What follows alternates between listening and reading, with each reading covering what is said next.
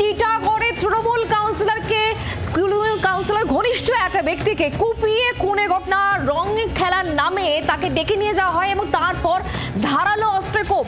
নিহতের নাম অমর চৌধুরী। পুরনো শত্রুতার জেরে এই খুন এমনটাই পুলিশ অনুমান করছে।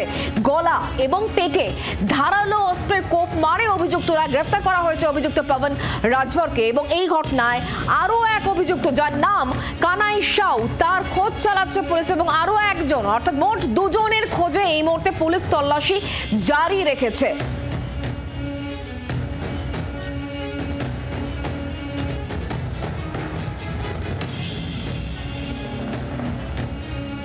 ব্যারাকপুরে মহাদেবানন্দ কলেজের তৃতীয় বর্ষের ছাত্র এই অমর চৌধুরী ওরফে আকাশ।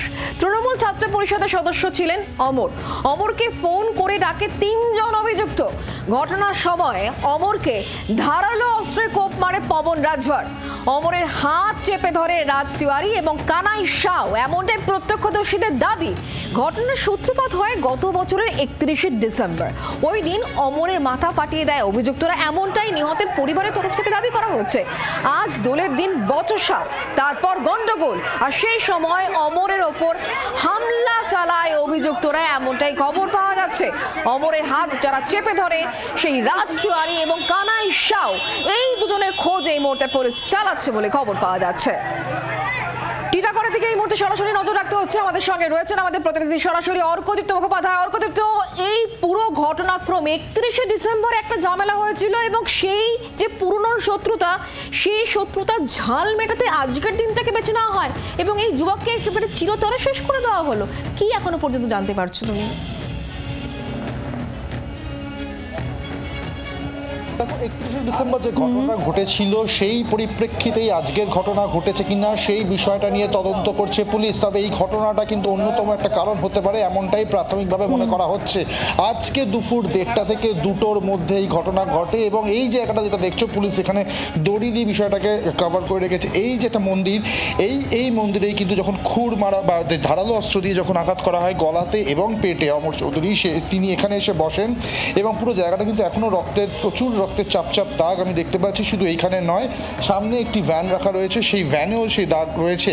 দেখো, যেটা প্রাথমিকভাবে এখনো পর্যন্ত যারা এখানকার বাসিন্দা তাদের থেকে যেটা জানতে পারা যাচ্ছে যে দুপুর 1:30 থেকে 2টোর মধ্যে যখন এখানে হোলি খেলছিল পাড়ার ছেলেরা, সেই সময় পবন এবং কানাইয়ের মধ্যে একটা বচসা বাঁধে। প্রাথমিকভাবে সেটা তারা দেখেছেন এবং সেই ঝামেলা থামানোর জন্য কিন্তু এগিয়ে গিয়েছিল অনেক ছেলে, তার মধ্যে অমর চৌধুরী বা ওরফে আকাশ সেও ছিল। এবং সেই এক্স্যাক্টলি জায়গাটা আমি এই মুহূর্তে দেখাবো।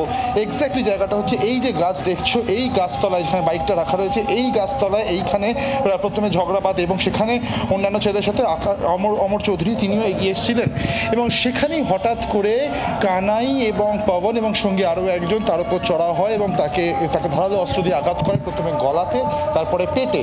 এবং সেখান থেকে তারপরে কিন্তু দৌড়াতে তিনি চলে যান যে মন্দিরে আমি এক্ষুনি দেখালাম শুক্লা, সেই মন্দিরের স্থলে বসেন, মন্দিরের সামনেটা বসেন, যার জন্য এখনও রক্ত লেগে রয়েছে। তারপরে তাকে হাসপাতালে নিয়ে যায়, প্রথমে স্থানীয় হাসপাতালে, সেখান থেকে তাকে আর্জি করে নিয়ে যাওয়া হয় যেখানে তিনি মারা গিয়েছেন বলে ঘোষণা করা হয়। পুরো বিষয়টা ইতিমধ্যেই পবনকে পুলিশ ধরেছে এবং বাকি দুজনের এখনও তল্লাশি চলছে, বাকি দুজনের খোঁজ চালানো হচ্ছে।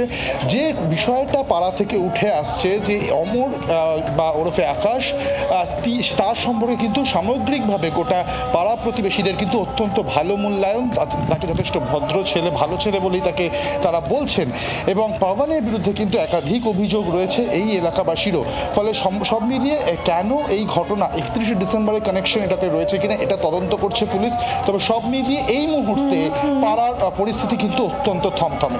শুক্লা, নজর রাখো তুমি। অনেক ধন্যবাদ আমাদের সঙ্গে সরাসরি থাকার জন্য। অর্কদীপ্ত মুখোপাধ্যায় আমাদের সঙ্গে ছিলেন সরাসরি। এবার যারা এই ঘটনা প্রত্যক্ষ করছেন, যারা এই বিষয় নিয়ে জানিয়েছেন, সেই প্রত্যক্ষদর্শীদের বক্তব্য কি শোনাবো। আজকে এসে যে দুপুরবেলা এসে আকাশে গালাগালি দিচ্ছিল ওরা, আবার 1-1.5 ঘন্টা পরে এসে পাড়াতে দাঁড়িয়েছিল, টাকা জিজ্ঞেস করলো, ভাই তুই আমাকে গালাগালি কেন দিলি? ওরা আবার আকাশকে মারতে শুরু করলো। তারপরে আমরা চলে গেছি ক্লাবের কাছে আমাদের, আবার ওইখানে শুনছি কি আকাশ একা চলে গেছে ওদের কাছে, কিছু ওরা ফোন করে ডেকেছে আকাশকে। তারপর আমি যাচ্ছি একা, দেখছি পাড়ার কেউ ছেড়ে যাচ্ছে না, আমি গেছি, আমার সাথে একটা পাড়ার সিনিয়র ছিল, দেখছি আকাশকে ওরা দুজন ধরেছিল। আজ পবন রাজভর আছে, ও দেখছি একটা ছোট ছুরি, মুরগি কাটা ছুরি আছে, ওই ছুরি নিয়ে ওকে মারছিল। আকাশ দেখছি পড়ে গেছে। তারপরে আমি আকাশে ধাক্কা ফাঁকা দিয়ে ওকে পাঠালাম ও পাঠালাম, তারপরে পবনকে আমি ডাকলাম, ও পালিয়ে গেছে ওর নিজের পাড়া ওইখানে। এই অমর ওরফে আকাশ, তার পরিবারের লোকজন কি বলছেন এবং সেই সঙ্গে তার বন্ধুরাই বা কি জানাচ্ছেন শোনাবো। 31 ডিসেম্বর রাত্রিবেলা ওদের সঙ্গে কি হয়েছিল কি না সে আমি জানি না, কেচাল হয়েছিল কি। ওরা আজকে এবার ওকে এখানে গলায় ছুরি না খুর মেরেছে, এই পাশে। আর A to Z ক্রিমিনাল, সব সময় এদের কাছে ছুরি বম এনি টাইম মেশিন থাকে, এরা নিয়ে এইসব কাজ করে। একে নিয়ে গেছিল? হ্যাঁ, এই ভাই মেরেছে আমাকে। আমার ভাই ডাইরেক্ট নাম ধরে বলেছে, ওই পবন কানহাই রাজ তিওয়ারি। আমি যখন পাড়াতে আমি যাই তখন দেখছি এখানে পুরো গলা থেকে রক্ত বেরোচ্ছে, এই সাইড দিয়ে পুরো গলা থেকে রক্ত বেরোচ্ছে, আর পেটটা পুরো মানে ফেটে গেছে, ওর পেটটা পুরো। ঠিক আছে, এখানে রক্ত দেখলো কিছু, ওর পালস রেটটা কম ছিল, মানে আর নিঃশ্বাস নিতে পারছিল না। তারপরে এখন 10 মিনিটের পরে এখান থেকে বললো কি আর ও নেই। কোনোভাবে কি আগে থেকে হুমকি দেওয়া হয়েছে? হ্যাঁ, 31 তারিখে রাত্রে ঝগড়া হয়েছিল নিজেদের মধ্যেই, এদের হুমকি দিয়েছিল এদের। গোটা ঘটনাকে কেন্দ্র করে রাজনৈতিক তরজা তুঙ্গে বিজেপি নেতা। আপনাদেরকে শোনাবো অর্জুন সিং, তিনি এই ঘটনার পর কি জানিয়েছেন শোনাবো। এখন যে অবস্থায় চলছে পশ্চিমবাংলা, বিশেষ করে ব্যারাকপুরে আমি কথা বলছি, এখানে তো পুলিশিং বলে কিছু নেই, পুলিশ তো নেই এদের কাছে। আমি বলছি পুলিশকে 2 ঘন্টা ছেড়ে দিন না, পুলিশ তো পুরো বাংলা ঠান্ডা করে দেবে, কিন্তু এরা পুলিশকে ছাড়বে না। কেন এই পুলিশ আর গুন্ডার সমীকরণ নিয়ে তো পশ্চিমবাংলা ক্ষমতায় আছে মমতা ব্যানার্জি। তো মানুষ কি হবে এ তো তার জন্য মমতা নিশ্চিন্তা নেই।